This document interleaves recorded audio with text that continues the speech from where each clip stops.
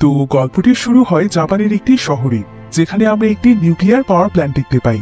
Power plant আসলে এমন একটি প্রতিষ্ঠান বা ফ্যাক্টরি যেখানে যান্ত্রিক শক্তি ব্যবহার করে বিদ্যুৎ উৎপাদন করা হয়। আর এই ফ্যাক্টরিতে প্রায় কয়েক শত শ্রমিক কর্মরত রয়েছেন। তো প্রতিদিনের মতো শ্রমিকেরা আজকেও তাদের নিজ নিজ কাজে ব্যস্ত ছিল, কিন্তু হঠাৎ করে সেখানে বিশাল বড় এক ভূমিকম্প চলে আসে। কারণ ভূমিকম্প ছিল সেখানকার খুবই স্বাভাবিক একটি বিষয়, তাই সেখানকার মানুষ ভূমিকম্পে খুব একটা ভয় পায় না। তবে আজকে এত বেশি জোরে ভূমিকম্প হচ্ছিল যেটা এর আগে কখনো তারা অনুভব করতে পারেনি। তাই সমস্ত জায়গাতে একদম হইচই শুরু হয়ে যায়। সবাই অনেক বেশি আতঙ্কিত হয়ে পড়েছিল। এবার আমরা ফ্যাক্টরির সুপারভাইজার তোসিওকে দেখতে পাই। তোসিও এখানে সবাইকে নির্দেশনা দিতে থাকে। সে সবাইকে আতঙ্কিত না হয়ে ফ্যাক্টরি থেকে বেরিয়ে যেতে বলে। এরপর মুহূর্তের মধ্যে সবাই ফ্যাক্টরি থেকে বের হতে থাকে। এদিকে ফ্যাক্টরির ডিরেক্টরে লোহার রড নামিয়ে দেওয়া হয়, যাতে করে এখানে কোনো বড় ধরনের দুর্ঘটনা না ঘটে। এবার দেখতে দেখতে কিছুক্ষণের মধ্যে ভূমিকম্প থেমে যায়। এরপর পরিস্থিতি কিছুটা শান্ত হলে তাদের মধ্যে একদল লোক ফ্যাক্টরির ভেতরে চেক করতে যায়, যে ভেতরে কেউ আবার আটকা পড়েছে কিনা অথবা কেউ আহত হয়েছে কিনা। অন্যদিকে আরেকদল লোক গিয়ে ফ্যাক্টরির সিস্টেম চেক করতে থাকে, যে কোথাও কোনো ক্ষয়ক্ষতি হয়েছে কিনা।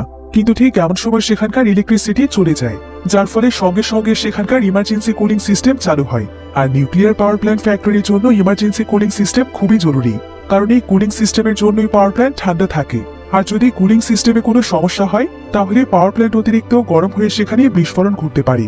এদিকে তাদের সুপারভাইজার তোসিও এসব বিষয় নিয়ে ব্যস্ত ছিল। আর ঠিক এমন সময় তার কাছে একটি কল আসে। কলটি করেছিল ফ্যাক্টরির চিফ ইউসিডা।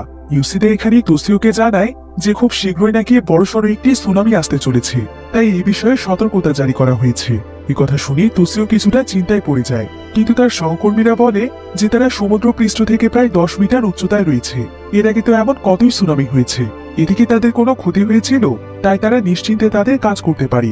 যেহেতু তাদের ফ্যাক্টরিটি সমুদ্রের উপরে ছিল, তাই সমুদ্রের কিনারায় যে সমস্ত শ্রমিকেরা কাজ করছিল তাদের সবাইকে নিরাপদ দূরত্বে থাকার জন্য নির্দেশনা দেওয়া হয়। এখন শ্রমিকেরা যখন সুনামির পরিস্থিতি চেক করতে যায়, তখন তারা দেখতে পায় সমুদ্রের মধ্যে বিশাল বড় সুনামি শুরু হয়ে গিয়েছে। আর এই সুনামির কারণে সমুদ্রের বিশাল বড় এক ঢেউ তাদের ফ্যাক্টরির দিকেই ধেয়ে আসছে।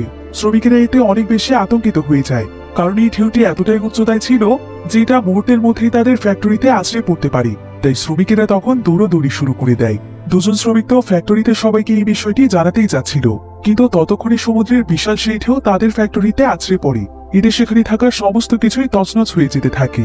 বাহিরে যে সমস্ত গাড়ি রাখা ছিল সেগুলো সমুদ্রের ঢেউয়ের সাথে চলে যায়। ফ্যাক্টরির ভেতরে অনেক শক্তিশালী পানির স্রোত ঢুকে যেতে শুরু করে, যার ফলে সঙ্গে সঙ্গে ফ্যাক্টরির ইলেকট্রিসিটি চলে যায়। এতে ফ্যাক্টরির ভেতরে থাকা সকলেই একদম আতঙ্কিত হয়ে যায়। সুপারভাইজার তোসিও এখানে অন্ধকারের মধ্যে হাতড়ে হাতড়ে কোনো মতে হেড অফিসের চিফ ইউসিডার কাছে কল দেয়। তোসিও বলে যে তাদের ফ্যাক্টরিতে আর্টিকেল 10 অনেক বিপদের মধ্যে রয়েছে। তাদের পুরো ফ্যাক্টরির বিদ্যুৎ সংযোগ চলে গিয়েছে। বিশেষ করে আর্টিকেল 10 চরম বিপদের মধ্যে রয়েছে, তাই তাদেরকে নিউক্লিয়ার ইমার্জেন্সির পদক্ষেপ নিতে হবে। ইউসিডার দ্রুত তখন তার সমস্ত সহকর্মীদেরকে ফুকুশিমা শহরের নিউক্লিয়ার ইমার্জেন্সির কথা বলে। এতে মুহূর্তেই সেখানে হুড়োহুড়ি পড়ে যায়। সঙ্গে সঙ্গে জাপানের টোকিও বিদ্যুৎ সংযোগ কোম্পানিতেও খবর চলে যায়। তারা তখন এটা দেখার চেষ্টা করে যে ফুকুশিমা নিউক্লিয়ার ফ্যাক্টরিতে কেন বিদ্যুৎ সংযোগ নেই। অন্যদিকে তোসিওর কাছে দুজন লোক ছুটে আসে। তাদের সম্পূর্ণ শরীর এখানে ভেজা ছিল। তো এখানে তারা হাঁপাতে হাঁপাতে জানায় যে বাহিরে ভয়াবহ রকমের সুনামি শুরু হয়ে গিয়েছে। এমনকি ফ্যাক্টরির ভেতরেও সমুদ্রের পানি প্রবেশ করতে শুরু করেছে। আর অলরেডি ফ্যাক্টরির অনেকটাই অংশ পানি নিচে চলে গিয়েছে। একথা শুনে তোসিও এবং তার টিম অনেক ভয় পেয়ে যায়। আর তারা এটাও বুঝে যায় যে তাদের ফ্যাক্টরিতে কেন বিদ্যুৎ সংযোগ নেই। এদিকে হেড অফিসে এখানকার সুনামির খবরও পৌঁছে যায়। ইউসিদা তখন তাদের দমকল বাহিনী ট্রাক রেডি করতে বলে, কারণ যেহেতু সেখানে অনির্দিষ্ট সময়ের জন্য বিদ্যুৎ সংযোগ বন্ধ হয়ে গিয়েছে, তাই যে কোনো সময় রিয়েক্টর গরম হয়ে ব্লাস্ট হতে পারে। এই কারণে সে দমকল বাহিনীকে প্রস্তুত থাকতে বলেছে, যাতে করে সময় মতো রিয়েক্টর ঠান্ডা করা যায়। কিন্তু এখানে খবর আসে যে দমকল বাহিনীর 3টি ট্রাকের মধ্যে 2টো ট্রাকের সুনামির কারণে নষ্ট হয়ে গিয়েছে, আর একটি ট্রাকের পানি দিয়ে তেমন কিছুই হবে না। এদিকে তোসিও তার দলকে নির্দেশনা দিতে থাকে যে কিভাবে তারা ফ্যাক্টরির রিয়েক্টর চেক করতে যাবে। এরপর দেখা যায় বিদ্যুতের অভাবে রিয়েক্টর অনেক বেশি গরম হয়ে গিয়েছে, কারণ এখানে কুলিং প্রসেস পুরোপুরিভাবে বন্ধ ছিল। এখন কোনোভাবেই রিয়েক্টরটিকে ঠান্ডা করা যাচ্ছে না। আর রিয়েক্টর যদি এভাবেই গরম হতে থাকে তাহলে খুব অল্প সময়ের মধ্যে এখানে বিশাল বড় এক বিস্ফোরণ ঘটবে, যার ফলে এখানে রেডিয়েশন শুরু হয়ে যাবে। আর রেডিয়েশন এতটাই ভয়াবহ হতে পারে যে পুরো শহরটি বিষাক্ত গ্যাস দিয়ে ভরে যাবে। আর এই গ্যাস যেই মানুষের শরীরের ভেতর প্রবেশ করবে সেই বিষক্রিয়ায় সঙ্গে সঙ্গেই মারা যাবে। চারিদিকে ছড়িয়ে পড়বে মৃত্যুর মিছিল। তাই ফ্যাক্টরির সবাই অনেক আতঙ্কিত হয়ে যায়। এখন তাদের প্রধান কাজ হলো রিয়েক্টরে পানি দিয়ে রিয়েক্টরটিকে ঠান্ডা রাখা। তাই তারা তখন এই কাজের জন্যই প্রস্তুতি নিতে থাকে। অন্যদিকে গভর্নমেন্টের পক্ষ থেকে জরুরি একটি মিটিং বসে। জাপানের প্রধানমন্ত্রী এখানে ইয়োশিদাকে ডাকে, যে কিনা ছিল নিউক্লিয়ার সিকিউরিটি চিফ। সে এখানে তার সঙ্গে অনেক রাগারাগি করে। তবে এখন এসব বিষয় নিয়ে তর্ক করার মোটেও সময় ছিল না। তাই সঙ্গে সঙ্গে খবর পৌঁছে দেওয়া হয় আমেরিকায়। আমেরিকার জাপান দূতাবাস এই নিয়ে চিন্তিত, কারণ দুর্ঘটনা ঘটলে জাপানে থাকা আমেরিকান নাগরিকরাও বিপদে পড়বে। এদিকে পাওয়ার প্ল্যান্টে তোসিওর পাঠানো কয়েকজন লোক ফ্যাক্টরির ভেতরে যায়। তারা সোজা ফ্যাক্টরির ইউনিট 1-এ চলে আসে। তবে এখানে এসে তারা একদম অবাক হয়ে যায়, কারণ তারা দেখতে পায় যে এখানকার বাতাসে অনেক বেশি রেডিয়েশন, যার মাত্রা ছিল প্রায় 1.2%। তারা তখন দ্রুত পানির ভাল্ব খুলে রিয়েক্টরে পানি পাঠায় এবং তাড়াতাড়ি করে সেখান থেকে ফিরেও আসে। এরপর সেখানে থাকা রেডিয়েশনের কথা তোসিওকে জানানো হলে তোসিও এই খবরটি সঙ্গে সঙ্গে হেড অফিসে পৌঁছে দেয়। তারা কেউই বুঝতে পারছিল না যে রেডিয়েশন এত বেশি কিভাবে বেড়ে গেল। এখন এমন ভয়াবহ পরিস্থিতি তারা কিভাবে মোকাবেলা করবে, সেটা নিয়ে তারা সবাই সিদ্ধান্তহীনতায় ভুগছিল। এতে তাদের সকলের মধ্যে বিভিন্ন বিষয় নিয়ে ঝগড়া শুরু হয়ে যায়। অন্যদিকে প্রেসিডেন্ট একটি সংবাদ সম্মেলন ডেকে সেখানে ফুকুশিমায় ঘটা ঘটনা আর নিউক্লিয়ার ইমার্জেন্সির কথা বলে। এমনকি সে সেখানকার মানুষদেরকে সাবধান থাকতে বলে, কারণ রেডিয়েশনের ফলে এখন পুরো শহর ঝুঁকিতে রয়েছে। এখন এই সংবাদ সম্মেলনের মাধ্যমে এই খবরটি পৌঁছে যায় তোসিওর পরিবারের কাছে। তোসিওর পরিবারে আছে তার বৃদ্ধ বাবা, তার স্ত্রী এবং তার একমাত্র কন্যা। তোসিওর মেয়ে খালি এই খবরটি শুনে অনেক বেশি ভয় পেয়ে যায়, কিন্তু তার স্ত্রী তার মেয়েকে সান্ত্বনা দিয়ে বলে যে তার বাবা বহুদিন ধরে সেখানে কাজ করছে, সে নিশ্চয়ই সাবধানে থাকবে, তার কিছুই হবে না। অন্যদিকে আমরা ফুকুশিমা শহরটিকে দেখতে পাই, যেখানে সেই পাওয়ার প্ল্যান্টটি রয়েছে।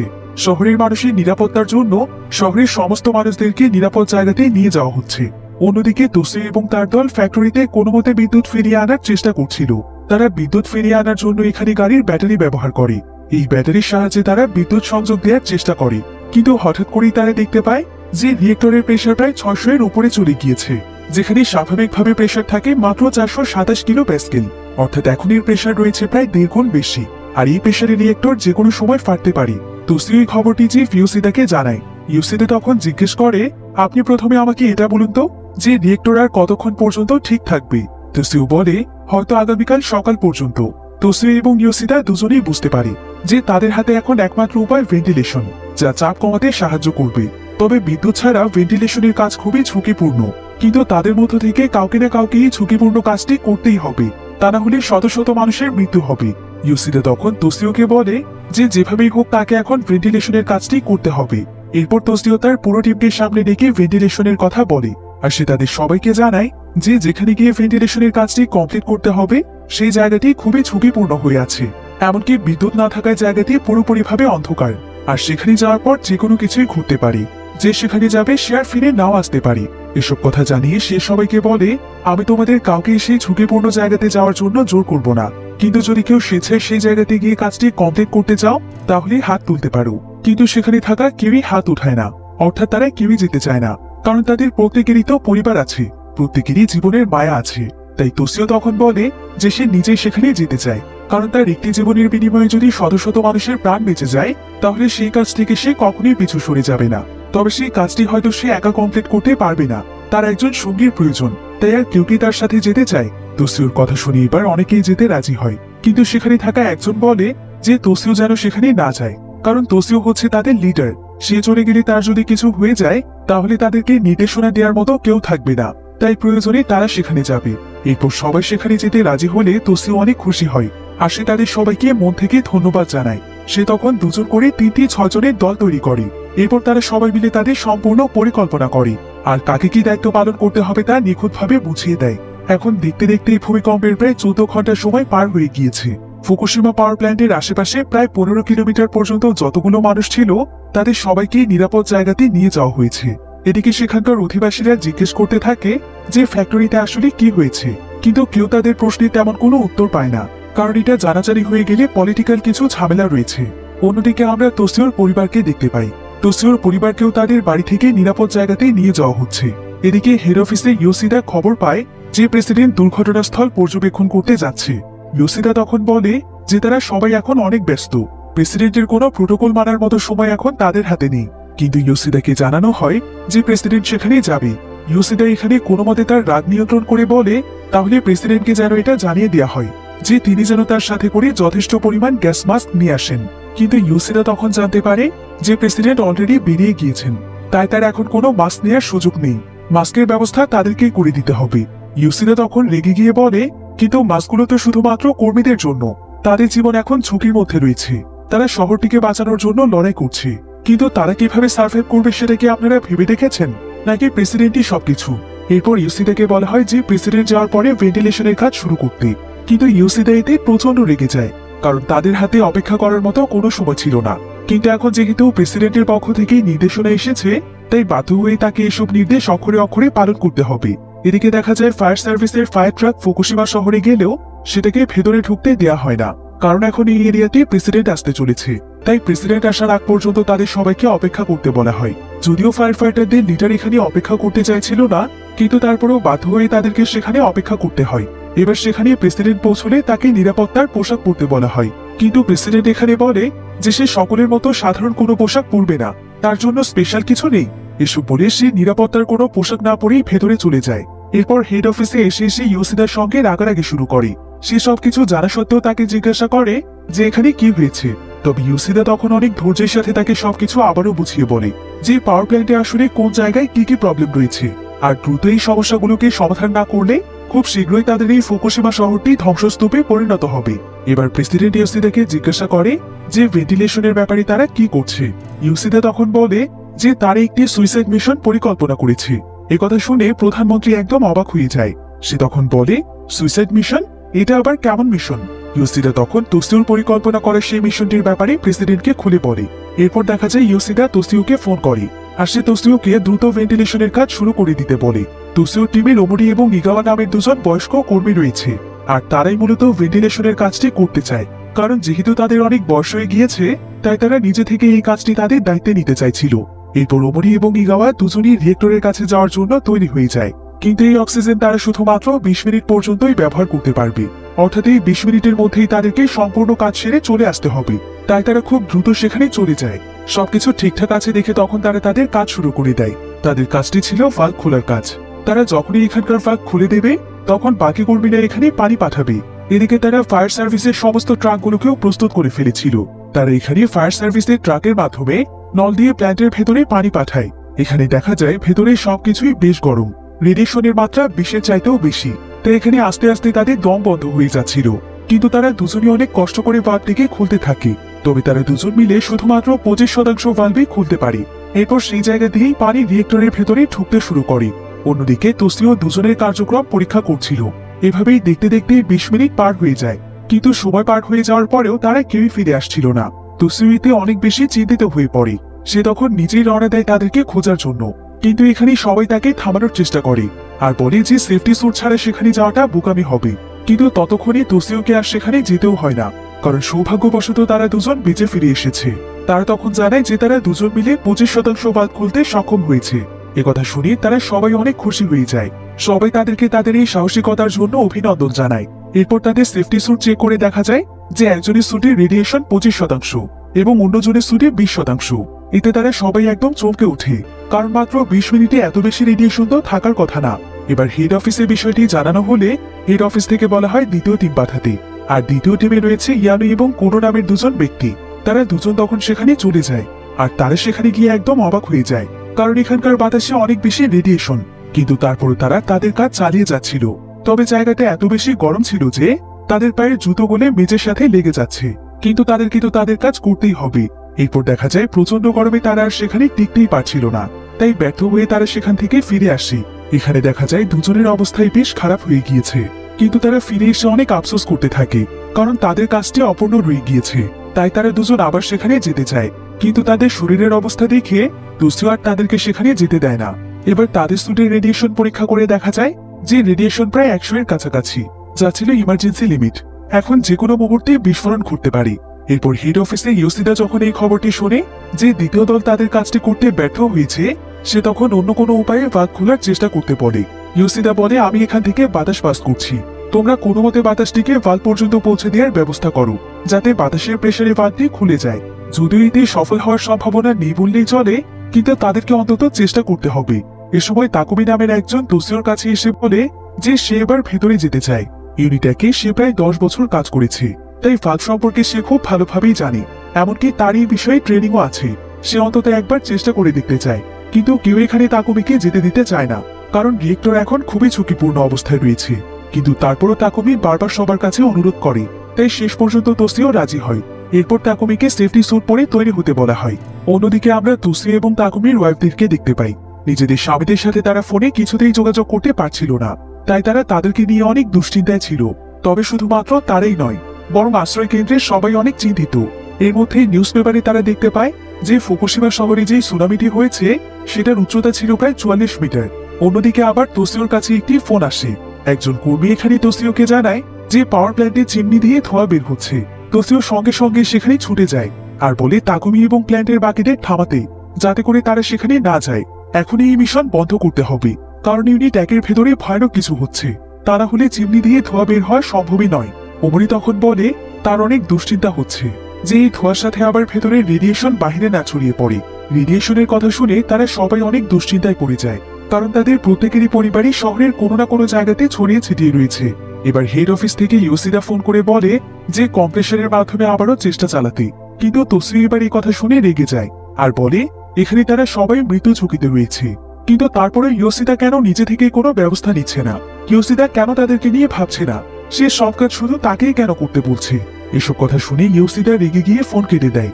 আসলে পরিস্থিতি এখন এমন পর্যায়ে চলে গিয়েছে যে তাদের কারো মাথায় কাজ করছে না। তারা বুঝতে পারছে না যে এখন তাদের কি করা উচিত। তোসি এবং তার টিমের সবাই মিলে চিন্তা করতে থাকে যে কি করা যায়।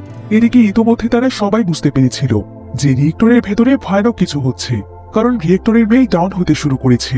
এরপর কর্মীরা তখন দুটো দলে বিভক্ত হয়ে যায়। একটি দলের সিদ্ধান্ত ছিল যে তাদের সবারই এখান থেকে পালিয়ে যাওয়া উচিত, কারণ তারা এখানে থেকেও কিছুই করতে পারবে না। আর অন্য দলের সিদ্ধান্ত ছিল যে যতটা সম্ভব তাদেরকে পরিস্থিতি ঠিক করার চেষ্টা করা উচিত, কারণ যদি তারা এটা না করে তাহলে রেডিয়েশনের কারণে শহরে সবাইকেই মরতে হবে। আশ্রয় কেন্দ্রে তো শুধুমাত্র নিয়ে যাওয়া হয়েছে আশেপাশে থাকা কিছু পরিবারকে, যাদের বাড়ি ফ্যাক্টরির অনেক কাছাকাছি অবস্থিত। কিন্তু যদি রেডিয়েশন ছড়িয়ে পড়ে তাহলে তো এটা পুরো শহরেই ছড়িয়ে পড়বে, এমনকি এই শহর ছাড়িয়ে অন্য শহরে চলে যেতে পারে। এই রেডিয়েশন এতটাই ভয়াবহ যে মানুষ পালিয়ে যাওয়ার মতো সময়টুকু পাবে না, তার আগেই তারা মারা যাবে। এখানে দুই পক্ষই নিজেদের যুক্তি দিতে থাকে, আর তাদের কথা কাটাকাটির এক পর্যায়ে তাদের মধ্যে হাতাহাতি শুরু হয়ে যায়। তোসিও তাদেরকে কোনো মতে থামায়। এই শহরের সব বাসিন্দারা তাদের বাড়িঘর ছেড়ে চলে গিয়েছে, শুধুমাত্র এই আশায় যে তারাই সবকিছু ঠিক করে নেবে, অর্থাৎ সবাই তাদের উপর ভরসা করে আছে। এরপর তোসিও বলে যে তার এই শহরেই জন্ম হয়েছে আর এই শহর জুড়ে এসে বেড়ে উঠেছে, তাই এই শহরটিকে বাঁচানো তার নৈতিক দায়িত্ব। তাই তাদের সবাইকে এখানে মিলে কাজ করতে হবে। সবাই মিলেমিশে না থাকলে তারা এই ফ্যাক্টরি আর শহরকে বাঁচাতে পারবে না। এরপর তোসিও বলে ইয়োশিদা যাই বলুক না কেন, তারা এসব কিছু ঠিক করার পরে সে নিজ দায়িত্বে তাদের সবাইকে এখান থেকে বের করবে। এই বলে সে মাথা নিচু করে তাদের সবার কাছে অনুরোধ করে।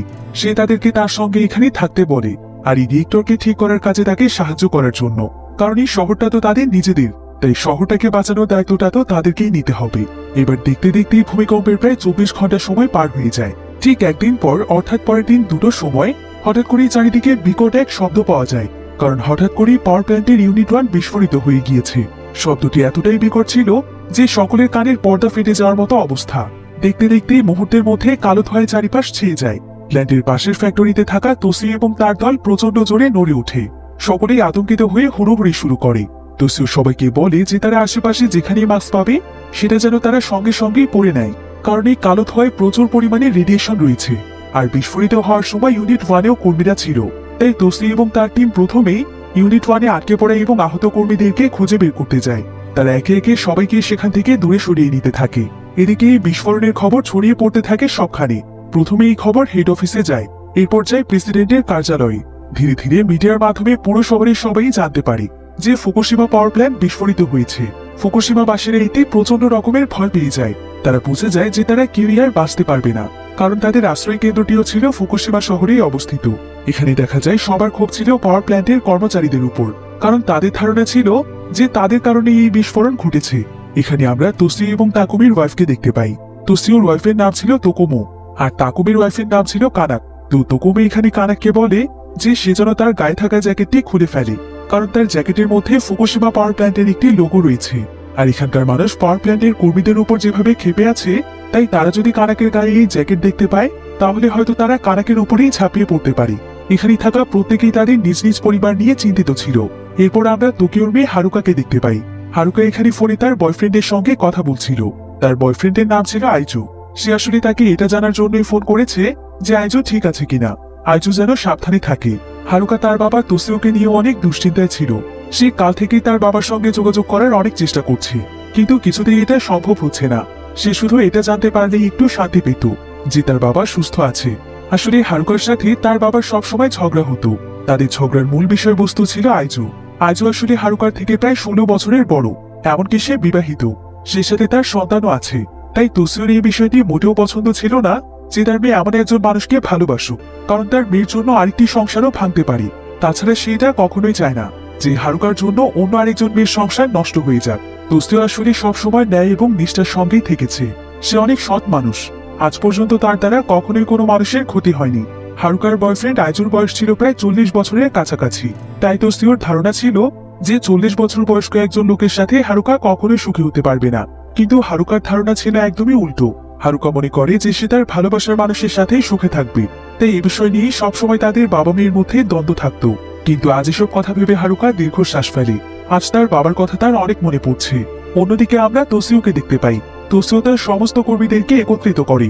এরপর সে সকলকে উদ্দেশ্য করে বলে যে এখানে তাদের মধ্যে যাদের বয়স কম তারা যেন এখান থেকে চলে যায়, কারণ তাদের পুরোটা জীবন পড়ে আছে, আর তাদের পরিবার তো তাদের দিকেই চেয়ে রয়েছে।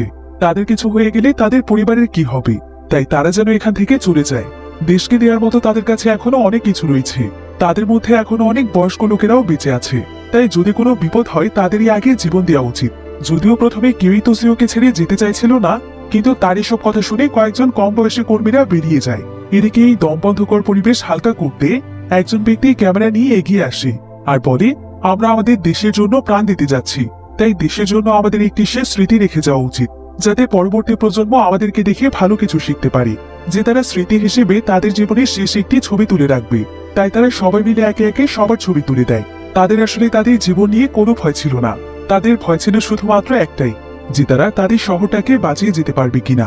এরপর তারা সেখানে তাদের মনকে একটু হালকা করার জন্য মজা করছিল।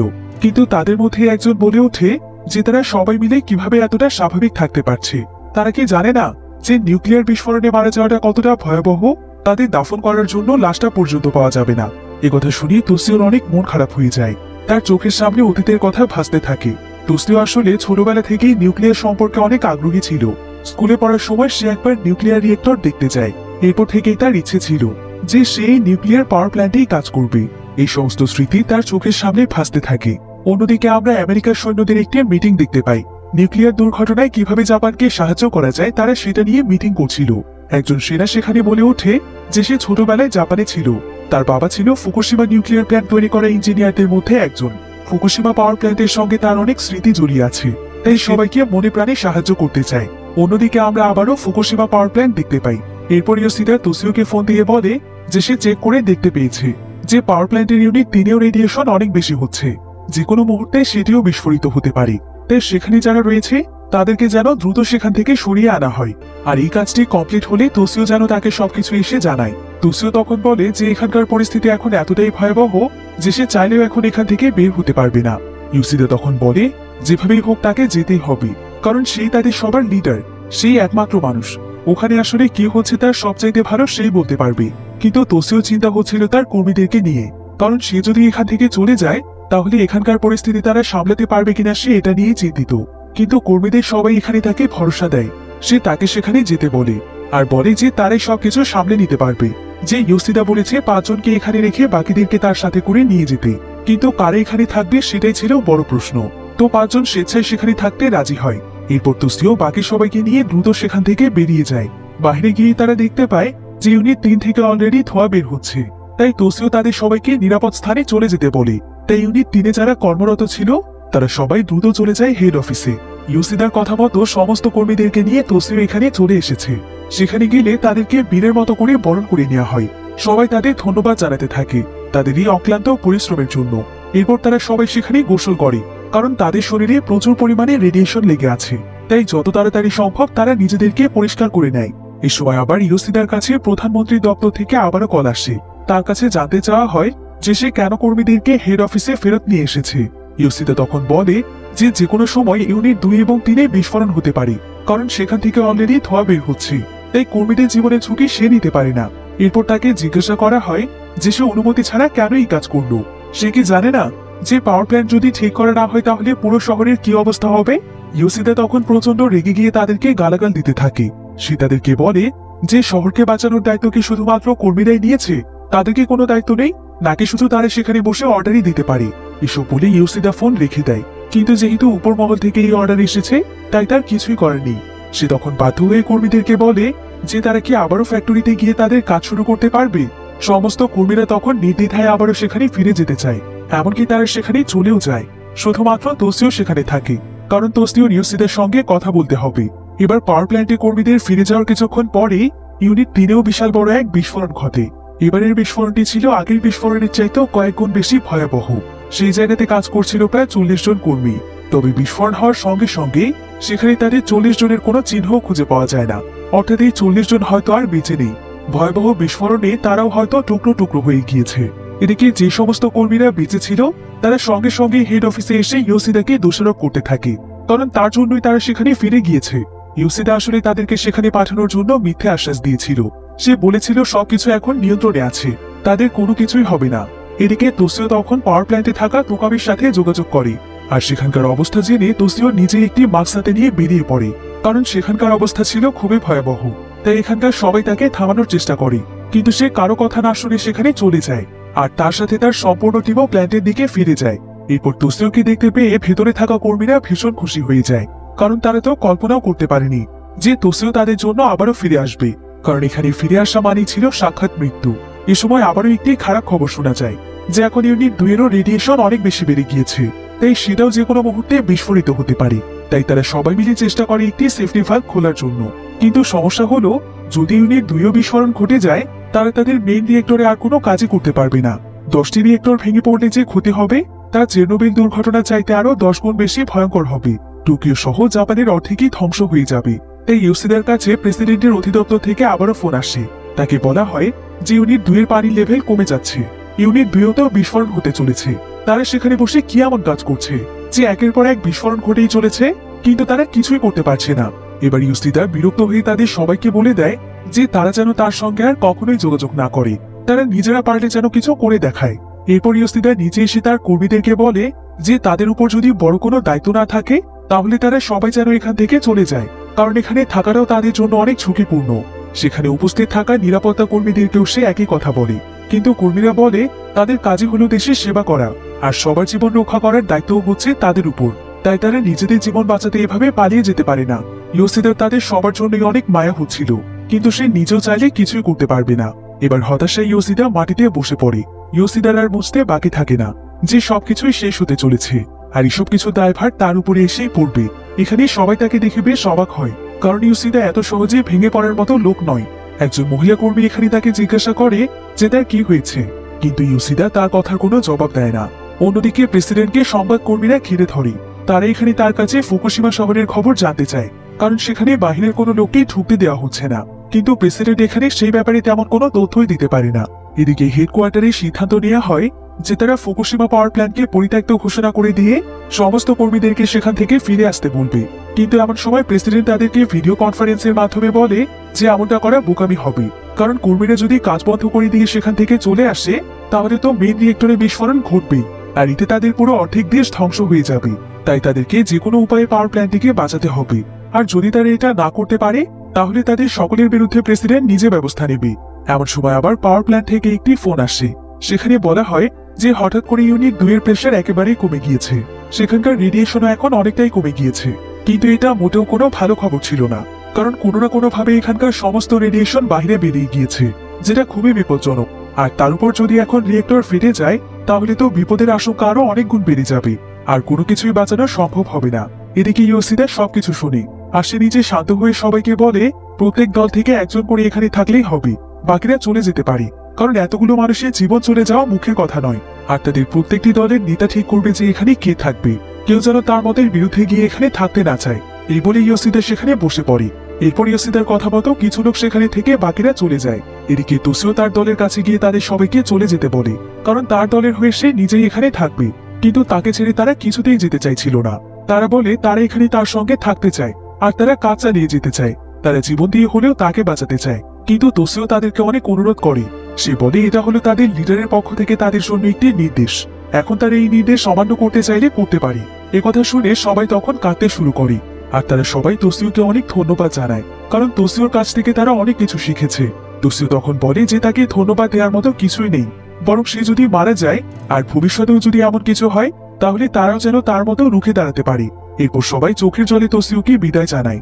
তবে কয়েকজন বৃদ্ধ লোক তোসিওর সঙ্গে থাকার ইচ্ছে প্রকাশ করলে সে তাদেরকে তার সঙ্গে থাকতে দেয়, কারণ যুবকেরা এই দেশের জন্য ভবিষ্যতে কাজে আসবে, বৃদ্ধরা নয়।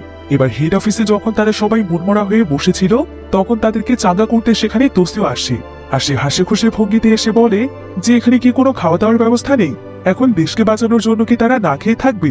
এরপর তারা সেখানে বিভিন্ন জায়গা থেকে খাবার বের করতে থাকে। ইয়োশিদা একটি কেক বের করে চেক করতে থাকে যে এটা ডেট আছে কিনা। তোসিও তখন হাসতে হাসতে তাকে বলে তার কি এখনো মরণের ভয় রয়েছে যে সে কেকের ডেট চেক করছে? বিস্ফোরণে মরে যাওয়ার চাইতে কেক খেয়ে মরে যাওয়াটা অনেক ভালো, অন্তত লাশটা অক্ষত থাকবে। এরপর হাসি খুশি ভাবেই তারা সেখানে খাবার খায়। অন্যদিকে আশ্রয় কেন্দ্রে আমরা হারুকাকে দেখতে পাই। হারুকা এখানে খাবার বন্টনের কাজ করছিল, আর হঠাৎ করেই তার বাবার ফোন থেকে তার কাছে একটি মেসেজ আসে। হারুকা তখন ছুটে গিয়ে তার মাকে সেটা দেখায়। মেসেজটিতে লেখা ছিল, হারুকা আজ থেকে স্বাধীন, সে নিজের জীবন যেভাবে চায় সেভাবেই কাটাতে পারে, কিন্তু কখনো সে যেন এমন কোনো কাজ না করে যেটার দ্বারা অন্য কোনো মানুষের ক্ষতি হয়ে যায়, তাহলে তার বাবা তাকে সবসময় সমর্থন করবে। এখন এই মেসেজটি দেখে তারা অনেক ইমোশনাল হয়ে যায়। তারা তোসিওকে নিয়ে অনেক দুশ্চিন্তায় পড়ে যায় যে কেন তোসিও এই ধরনের মেসেজ পাঠিয়েছে। অন্যদিকে আমরা হেড অফিসের দৃশ্য দেখতে পাই। সবাই এখানে তাদের পরিবারের সঙ্গে যোগাযোগ করার চেষ্টা করছে। কেউ তার স্ত্রীর সাথে ফোনে কথা বলছে, তো কেউ ছেলেকে মেইল পাঠাচ্ছে, কেউ বা আবার নিজের কাছের মানুষকে শেষ বার্তা পাঠাচ্ছে, কারণ তারা সবাই বুঝে গিয়েছিল যে আজকেই হচ্ছে তাদের জীবনের শেষ দিন। এদিকে ইয়োশিদা তার স্ত্রীর কাছে মেসেজ পাঠায়। মেসেজটিতে সে বলে যে তার স্ত্রী যেন তার সন্তানের দিকে খেয়াল রাখে, সে যেন নিজের শরীরেরও যত্ন নেয়, আর সে চলে যাওয়ার পর সে যেন মোটেও মন খারাপ না করে, তার সন্তানদেরকে সে যেন আগলে রাখে। অন্যদিকে আমরা তোসিওকে দেখতে পাই। যদিও তোসিও সকলের সামনে অনেক শক্ত থাকছিল, কিন্তু সে ওয়াশরুমে এসে প্রচন্ড রকমের কাঁদতে থাকে, কারণ সে তার পরিবারকে অনেক ভালোবাসে, সে তাদেরকে ছেড়ে চলে যেতে চায় না। ঠিক এমন সময় সেখানে ইয়োশিদা আসে। এরপর তারা দুজন মিলে সেখানে সিগারেট খেতে খেতে কথা বলছিল। অন্যদিকে দেখা যায় প্ল্যান্টের ইউনিট 2 এর প্রেশার আবারও অনেক বেড়ে গিয়েছে, কিন্তু পানির প্রেশার এখানে অনেক কমে যাচ্ছিল। অন্যদিকে আমেরিকা থেকে প্রেসিডেন্টের সাথে যোগাযোগ করে তাকে জানানো হয় যে তারা জাপানের এই দুর্ঘটনায় তাদেরকে সাহায্য করতে চায়। এরপর প্রেসিডেন্ট তখন প্ল্যান্টের পানির অভাব পূরণ করার জন্য হেলিকপ্টার দিয়ে উপর থেকে পানি দেওয়ার ব্যবস্থা করে দেয়, কিন্তু এই পানি দেওয়াটা কতটুকু উপকারে আসবে সেই ব্যাপারে কেউই নিশ্চিত নয়। এদিকে ইয়োশিদা যখন হেলিকপ্টার দিয়ে পানি দেওয়ার ব্যাপারটি জানতে পারে তখন এটা তার মোটেও পছন্দ হয় না, কারণ এতে বিস্ফোরণ আরো ত্বরান্বিত হতে পারে। তবে প্রেসিডেন্টের উপর বলার মতো তার কোনো ক্ষমতা নেই। এদিকে পাওয়ার প্ল্যান্টে থাকা কর্মীরা সবকিছু পরীক্ষা করে একদম আশ্চর্য হয়ে যায়। তারা একটি তথ্য জানতে পারে, ইউনিট 2 এর প্রেশার অনেক কমে গিয়েছে, অর্থাৎ এটি বিস্ফোরণ হওয়ার যে সম্ভাবনা ছিল সেটিও এখন কমে গিয়েছে। তারা এতে প্রচন্ড খুশি হয়ে যায়। মুহূর্তে এই খবরটি হেড অফিসে চলে যায়। এরপর প্রেসিডেন্টের কার্যালয়ের এই খবরটি জানতে পারে। সবাই প্রচন্ড খুশি হয়। শেষ পর্যন্ত তাহলে এত বড় একটি দুর্ঘটনা থেকে বাঁচা গেল। কিন্তু ঠিক তখনই কেউ একজন এসে ইয়োশিদাকে বলে যে পাওয়ার প্ল্যান্টের একটি প্যানেল খুলে গিয়েছে, আর সেখান থেকে ধোঁয়া বাইরে বের হচ্ছে, আর সেই ধোঁয়ার সাথে প্রচন্ড পরিমাণে রেডিয়েশন রয়েছে, আর আগের বারের মতো ধোঁয়া বেরিয়ে যাওয়ার কারণেই হয়তো প্রেশার কমে গিয়েছে। এই কথা শুনে ইয়োশিদা অনেক দুশ্চিন্তায় পড়ে যায়, কারণ এমনটা হলে শহরের অনেকটা জায়গা জুড়ে রেডিয়েশন ছড়িয়ে পড়েছে। কিন্তু প্ল্যান্টের ভেতরে থাকা কর্মীরা এই খবরটি জানে না। তারা তো অনেক আনন্দ করতে থাকে। তারা মনে করে যে তারা হয়তো বেঁচে গিয়েছে, আর এবার তারা তাদের পরিবারের কাছে ফিরতে পারবে, আপন মানুষদের সঙ্গে পৃথিবীতে আরো কিছু সময় বেঁচে থাকতে পারবে। অন্যদিকে আমেরিকান সৈন্যরা জাপানের উদ্দেশ্যে রওনা হয়। আসলে আমেরিকার যে কোনো বিপদে আপদে সবসময় সবার আগে তাদের পাশে এসে দাঁড়িয়েছে জাপান, আর এখন আমেরিকার সময় এসেছে জাপানের পাশে দাঁড়ানোর। তারা জাপানকে বাঁচাতে যে অপারেশন পরিচালনা করবে সেই অপারেশনের নাম দেওয়া হয় অপারেশন তোমোদাচি। এরপর আমেরিকান সৈন্যরা সবাই মিলে ইউনিট 2 এর প্রেশার কম করার চেষ্টা করে। তারা তাদের সঙ্গে করে অত্যাধুনিক কিছু ডিভাইস নিয়ে এসেছিল। তাদের এই মিশনটি সেদিন সারা রাত চলে। এবার পরের দিন সকালে আমরা দেখতে পাই যে পাওয়ার প্ল্যান্টে আর কোনো বিস্ফোরণ ঘটেনি। এদিকে তোসিও এখনো বেঁচে আছে, তাই তোসিওকে আশ্রয় কেন্দ্রে নিয়ে আসা হয়েছে। এখানে এসেই সঙ্গে সঙ্গে সে তার পরিবারকে খুঁজে বের করে। এরপর হারুকা তার বাবাকে জীবিত দেখতে পেয়ে ভীষণ খুশি হয়ে যায়। সে সঙ্গে সঙ্গেই তার বাবাকে জড়িয়ে ধরে। এখানে তোসিওর প্রতিবেশীরা তাকে দেখে অনেক অবাক হয়ে যায়, আর বলাবলি করতে থাকে যে তোসিও ফিরে এসেছে। এরপর তোসিও এখানে মাথা নিচু করে তাদের সবার কাছে ক্ষমা চায়, কারণ তার কাছে মনে হচ্ছিল যে তাদের কোনো গাফিলতির কারণে এত বড় দুর্ঘটনা ঘটেছে। কিন্তু এখানে থাকা সবাই তোসিওর সাহসিকতা এবং বীরত্বের জন্য তাকে মন থেকে ধন্যবাদ জানায়, কারণ তোসিওর সাহসিকতার কারণে পুরো জাপানের মানুষ বেঁচে গিয়েছে। এরপরে আমেরিকার ত্রাণ বাহিনী তখন হেলিকপ্টার নিয়ে চলে আসে। তারা সবাইকে খাবার, পানি এবং প্রয়োজনীয় জিনিসপত্র দেয়। তোসিও এখানে সেই সাহায্যকারী বাহিনীর লিডারকে ধন্যবাদ জানায় তাদের এই বিপদে তাদের পাশে থাকার জন্য। সেই লিডার তখন তোসিওকে বলে, ধন্যবাদ দেওয়ার মতো কিছুই নেই, মানুষ তো মানুষের জন্যই, আপনাকে বরং আপনার বীরত্ব এবং সাহসিকতার জন্য অনেক ধন্যবাদ। এই ঘটনার পর প্রায় 3 বছর পার হয়ে যায়। সময়টা ছিল 2014 সাল। আমরা এখানে তোসিওকে দেখতে পাই। আজ প্রায় 3 বছর পর সে ফুকুশিমা শহরের অবস্থা দেখতে এসেছে। আসলে সেই বিস্ফোরণের পরে পুরো ফুকুশিমা শহরে এত পরিমাণে রেডিয়েশন বেড়ে গিয়েছিল যে সেই সময় এই শহরটিকে পরিত্যক্ত ঘোষণা করা হয়েছে। এই শহরে আর কখনোই জনবসতি গড়ে তোলা সম্ভব নয়, এমনকি এই শহরে কোনো মানুষকেও আর প্রবেশ করতে দেওয়া হয় না। তবে তোসিও বিশেষ অনুমতি নিয়ে এখানে এসেছে।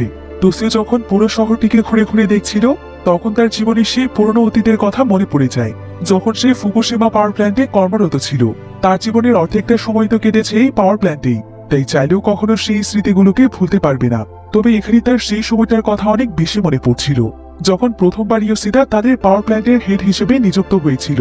এরপর আমরা একটি ফিউনারেলের অনুষ্ঠান দেখতে পাই, যেখানে তোসিও বক্তব্য দিচ্ছে। আসলে এই ফিউনারেলটি ছিল ইয়োশিদারই ফিউনারেল।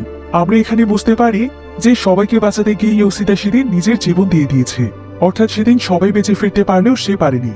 তবে এই দুর্ঘটনায় ইয়োশিদা সহ মোট 50 জন মানুষ মারা গিয়েছিল। তাই ইতিহাসের পাতায় এই ঘটনাটি ফুকুশিমা 50 নামেই পরিচিত। এখন তোসিও তার বক্তব্যে ইয়োশিদাকে উদ্দেশ্য করে বলে যে সে ইয়োশিদার প্রতি অনেক কৃতজ্ঞ, এমনকি সে তার সেই সমস্ত কর্মীদের প্রতি অনেক কৃতজ্ঞ যারা তাদেরকে এবং তাদের শহরটিকে বাঁচানোর জন্য নিজেদের জীবন দিয়েছে। সে কোনোদিনও তাদের এই ঋণ শোধ করতে পারবে না, কিন্তু সে এখানে তাদের সবাইকে স্মরণ করে কথা দেয় যে সে ফুকুশিমা শহরটিকে আবারও জীবন্ত করে তুলবে। যে শহরকে বাঁচানোর জন্য তারা তাদের প্রাণ দিয়েছে, সেই শহরকে সে আবারও বসবাসের উপযোগী করে তুলবে। আর সে এবার এতটা ভালোভাবে দায়িত্ব পালন করবে যাতে করে কোনোদিনও আর এমন কোনো দুর্ঘটনা না ঘটতে পারে। এবার আমরা তোসিওকে ধ্বংস হয়ে যাওয়া ফুকুশিমা শহরে দেখতে পাই। সেইখানে দাঁড়িয়ে তার দেয়া কথাগুলোর কথাই মনে করছিল, আর সে ভাবছিল যে কবে সে তার কথা মতো এই শহরটিকে জীবন্ত করে তুলতে পারবে। এরপর ঠিক এমন সময় তোসিও দেখতে পায় যে এই শহরের গাছে গাছে ফুল ফুটেছে, অর্থাৎ এই শহরের বিষাক্ত আবহাওয়া ধীরে ধীরে কমে গিয়েছে। তাই এখন এই শহরটিকে আবারও মানুষের লোকালয় বানানো যাবে। এই দৃশ্য দেখে তোসিও এখানে কান্নায় ভেঙে পড়ে। সে যেন তার নিজের চোখেই বিশ্বাস করতে পারছিল না, তার এতদিন ধরে দেখা স্বপ্ন সত্যি হতে চলেছে। তার প্রাণের শহরকে আবারও সে উজ্জীবিত করে তুলবে। তোসিও এখানে তার মনে অদ্ভুত এক শান্তি অনুভব করে, আর তার এই প্রশান্তির মাধ্যমে গল্পটি এখানেই শেষ হয়ে যায়।